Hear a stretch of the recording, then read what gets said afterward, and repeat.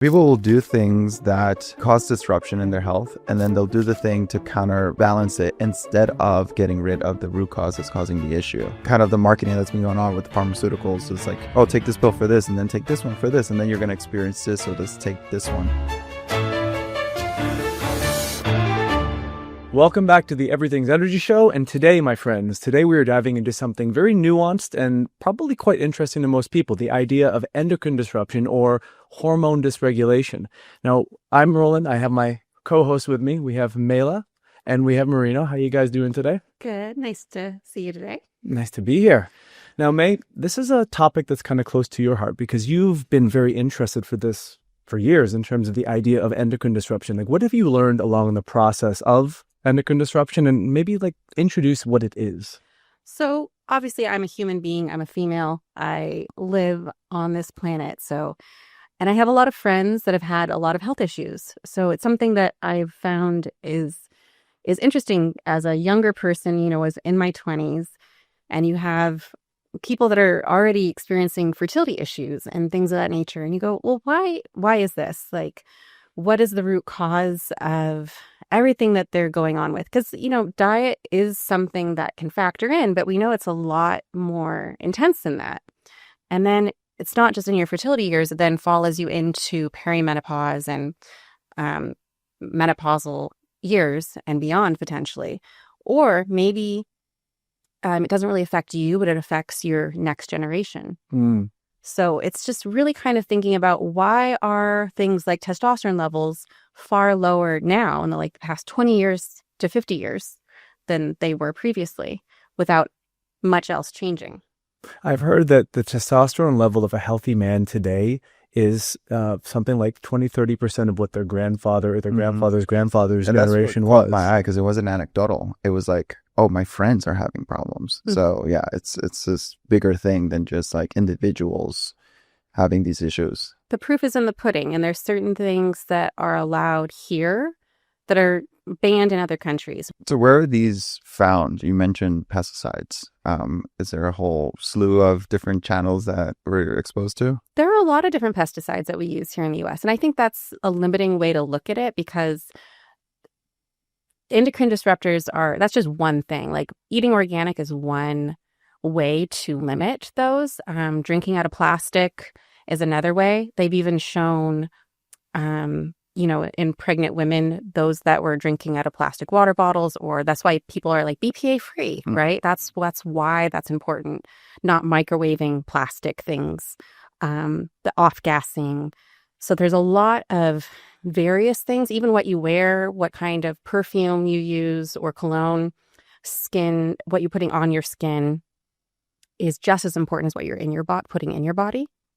So just thinking mindfully, why do I eat organic?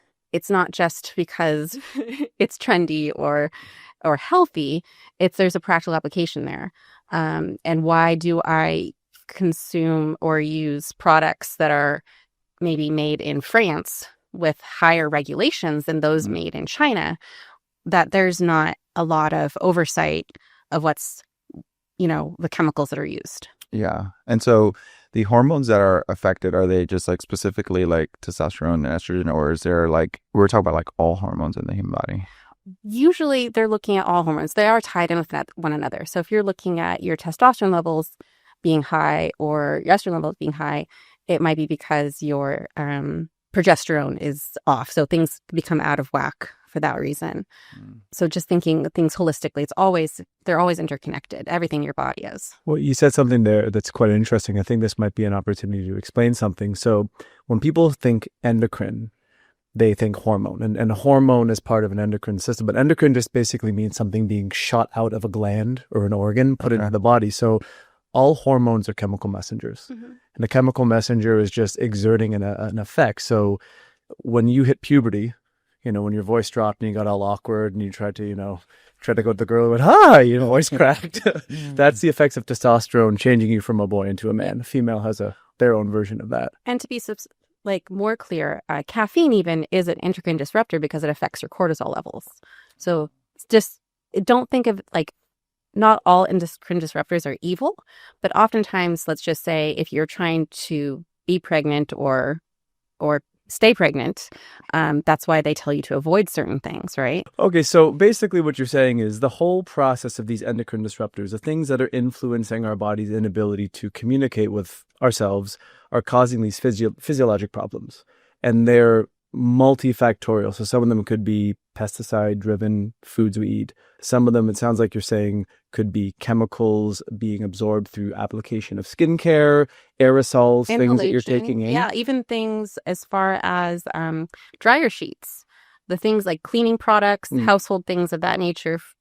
They do have a level of chemicals in them that do affect the endocrine system. And you don't really think about scent that isn't even in your body. It's just in your environment as having that effect as well.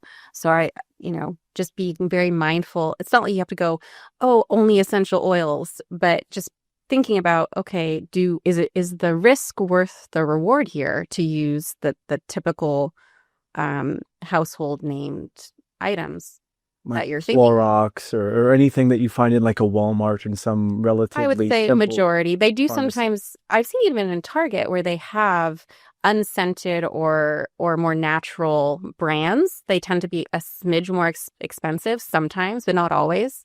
But again, it's, you're looking at a couple dollars here and there. And again, what is that worth over time? Like if, you're spending a couple dollars here to avoid thousands in, testosterone, like how many people are on hormone creams and things these days? Those are not inexpensive. Everybody who can afford it. And you're taking those every day for the rest of your life to keep your hormones level. So I always say, the cost up front or in the back, what is more convenient now versus later? Yeah. And I would say too, like, I don't know if it's just a United States thing, but people will do things that cause disruption in their health, and then they'll do the thing to counterbalance it instead of getting rid of the root cause that's causing the issue.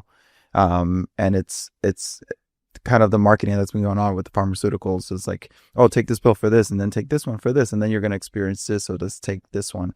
So I guess thinking about all the things that are like disrupting, like they're not all bad. Well, that's the other thing too. If you're a huge corporation and you're growing a crop and your maximal profit yield is based upon the quantity of that crop that you can repurpose, like think of wheat. Yeah. How many different ways can you buy pasta, bread, various products?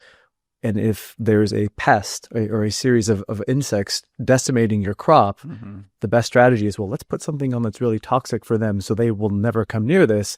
Oh, by the way, the byproduct is you humans who consume this over the course of time, you bioaccumulate these things in your body, you can't detoxify them, and your health is going to suffer. But it's not going to be the one time you do it. It's going to be years down the line of bioaccumulation. So that's a very good point. Or again, it might not affect you and your generation, but your offspring. And then there's somebody I really enjoy. So if someone wants to dive deeper down this, Dr. Shauna Swan has done tons of research on fertility and hormones and all of that. And they do start them in the lab rats. There we go. And so they feed, endocrine disruptors to the rats.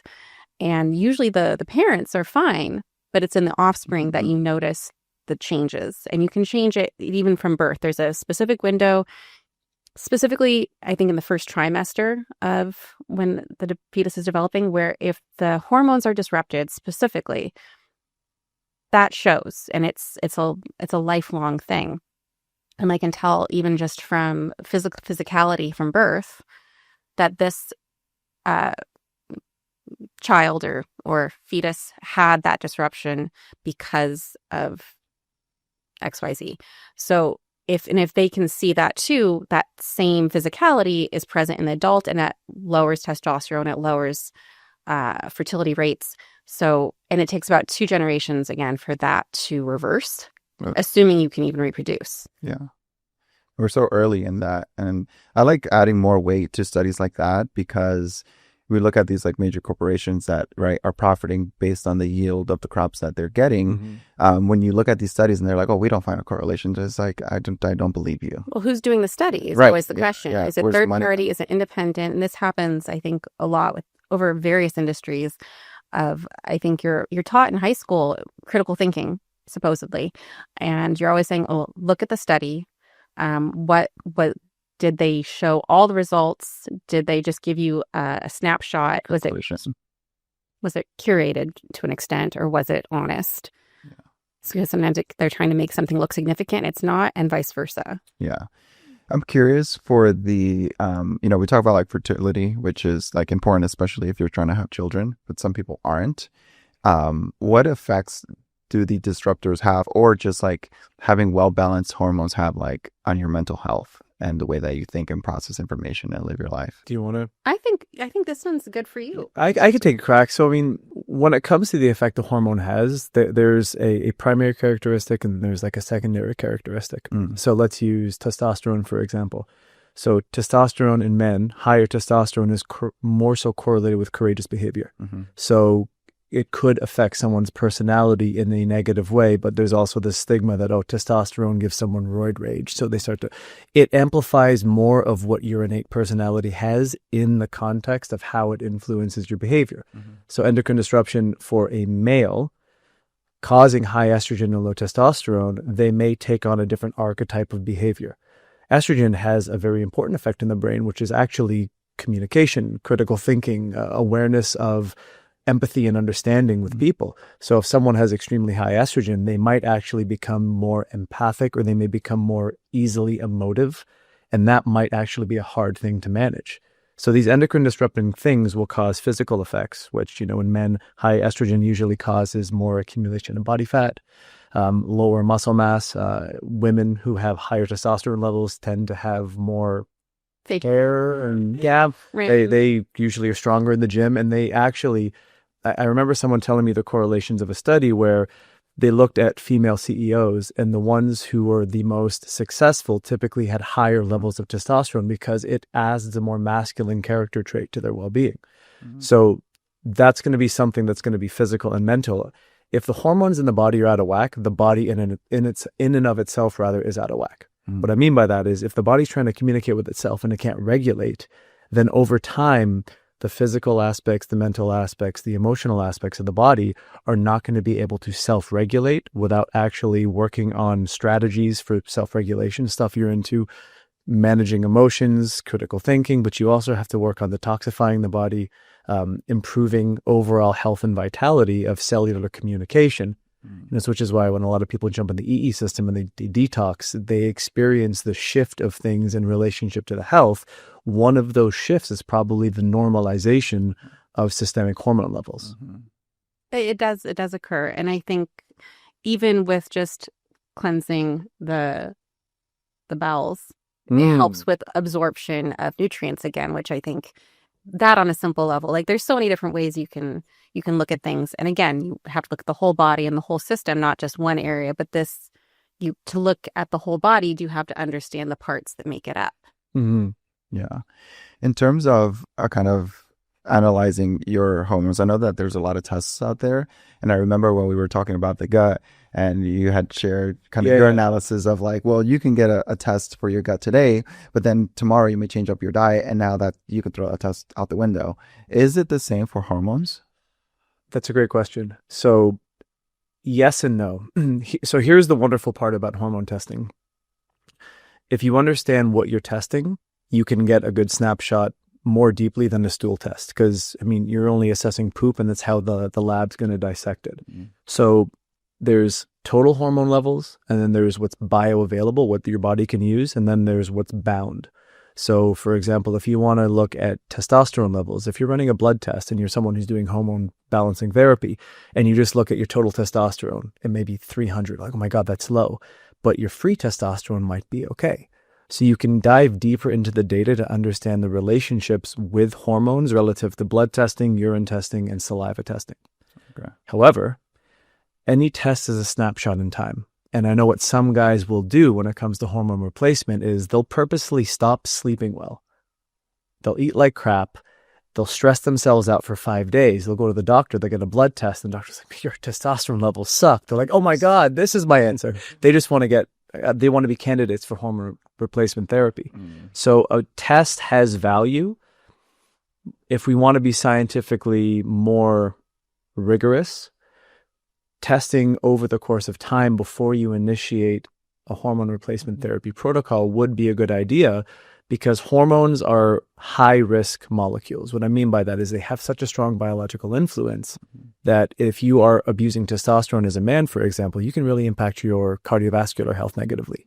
If you are a woman who's taking high quantities of estrogen or progesterone, say after menopause, there are certain cancers that are influenced by estrogen in terms of their aggressiveness of development.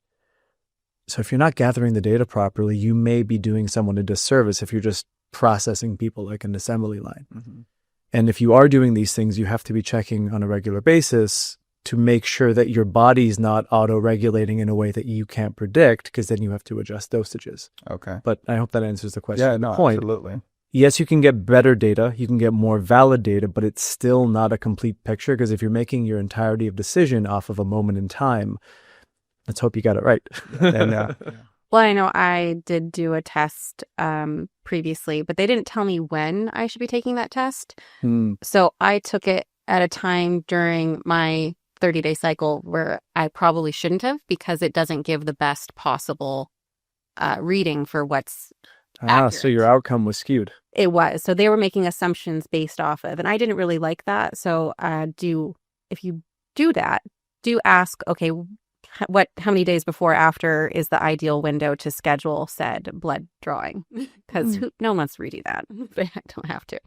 Well, and there's also the thing to think about where you can improve the status of your endocrine system without ever touching a hormone.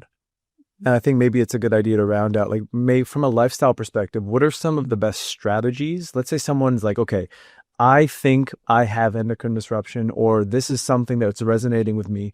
What are some strategies holistically that they can look at to start improving things, say, from the outside environment to the inside of their body? Well, funny enough, Dan, who was on this show previously, would say your thyroid. So one of those things, like, that is your master gland for hormone regulation. So iodine is one of the most efficient minerals, other than magnesium, that we have. So those are like one of some of the two things. A nascent, iodine supplement, if you wish, not like a man-made one, but like a natural one, because there is. So like Lugol's iodine? Yeah, or something Lugol's. like that? There's a few different ones. Mm-hmm. That would be a simple one to try, just to see. I always say try something for 30 days. Like, I hate taking a dozen or 2 dozen supplements every day, and you're just like, this is now my life where I have to take all these things all the time. Sound like a human maraca everywhere you go with pills in your pocket. No, I mean, especially if you're traveling, iodine is messy. It's You're not getting that out of your clothes. No, and it does evaporate. It's alcohol-based half the time. Yeah. I won't get into it. But that would be one of the simpler ones. I think just it's not necessarily one of those things you have to detox from, unlike a lot of other things. It is one of those things that will naturally work its way out of your system if you eliminate certain things from your household and environment where you can. So a air purifier would be one thought. Again, looking at your cleaning products, your beauty products. A lot of people also are looking at what kind of fabrics they're wearing on a regular basis. Oh, I've heard about this, like natural fabrics using cotton and linen versus what's that lycra or that garbage? Polyester. Oh, Yeah. there's, the microplastics that we're constantly, again, our skin is our largest organ of elimination, but it's also like a sponge. So thinking about what you're wearing, I think one of the things people don't think about is their sheets. You have to give a sheet, is what you're saying? Yeah, give a sheet. I think most sheets, even if it says cotton, they're usually a cotton blend with other synthetic fibers. So going cotton, bamboo, linen, and the 100% natural fibers. It's, again, a couple dollars more, but I've noticed they last longer. They might not be as silky smooth and soft, but it's a breathable fabric, A. And B, it's, again, something that you're spending hours on every night. Yeah. Right. So just making those, I think, small adjustments makes a big difference over time. So it was the clean sheets, and then the one previous to that was the plastics that you mentioned? Microplastics. Microplastics, and then eating organic. I think yeah. And house cleaning products. House cleaning products. You know what else too? Anything that moves fluid in your body, going to the gym, not in a weird way. Good way. Well, that too, maybe. I don't know. Release is release. But exercise, sweating, breathing and respiration, going in the sauna, doing like a salt detox bath. The way I look at it is our environment has kind of been a chemical soup experiment for the last however long it's been since the Industrial Revolution ended. So what we're in is not optimally suited to our internal environment staying healthy and clean. So you have to think of it as like body hygiene on a regular basis, making sure that you're prioritizing the things that you're not taught in school or in life to make sure that your body can release and remove things as ongoingly, efficiently as it can. So drinking enough water, simple stuff, making sure that you're moving your bowels on a regular basis. And we talked about this in the gut health episode, like making sure that your transit time is not too long. Constipation is one of the worst things for that. Magnesium's helpful for that too. It is. It can go off with a bang. Oxygenated magnesium. Yes, it can. Specifically. If you want to move your bowels, Oxymag. And fundamentally, not becoming neurotic about it. I think everything should also be put in the context of like, don't create a stress around this. If it calls you, do some research, create a strategy for yourself, start where you're comfortable. You can always add things to your hygiene routine as time goes on. Well, and sometimes I think it's, again, if you're looking to have a healthier, experience, even just to once you have a child, thinking about that beforehand, and maybe you ease up later on as they get older. But I think that if you know that there's a direct correlation between drinking out of plastic regularly and hormone disruption, would you maybe not give that up for a few months the way you do coffee?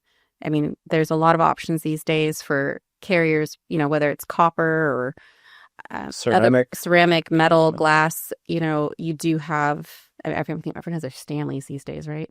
I think so. I don't follow trends, so I wouldn't know. I don't know. I don't have I love it on my rock. But no, I think that it is much more common now than before. And I think for me, I always kind of laugh when I see people buying cases of plastic water at the grocery store because it's annoying and yieldy to deal with. And you could just, for a couple $100, get a reverse osmosis system under your sink at home and add more minerals in.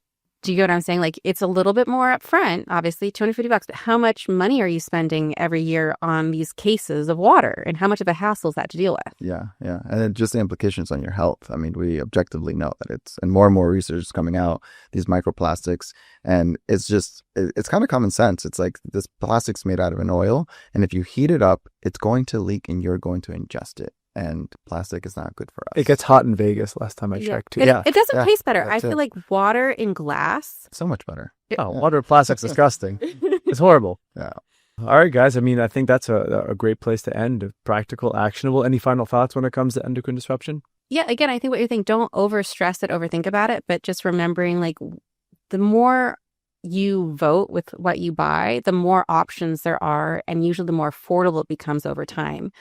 Like, I think even sodas are an example, not that you should be drinking them, but once people started being like, no, I want to avoid high fructose corn syrup, suddenly there was all these options with real cane sugar or stevia or this or that didn't exist previously because the demand was there. And again, price point sometimes is very, very similar. Mm-hmm. That's how I like to start. Just something, I kind of end up at a fork and make a decision. And it's like, well, let me just try this, the healthier option. And then over time, kind of build up over it. Awesome. Cool deal, guys. Thank you for all the information and the insights. And thank you as always. Please do like and subscribe. More great content is coming. We hope this resonated with you. And thank you for being here. Take care. Have a great day.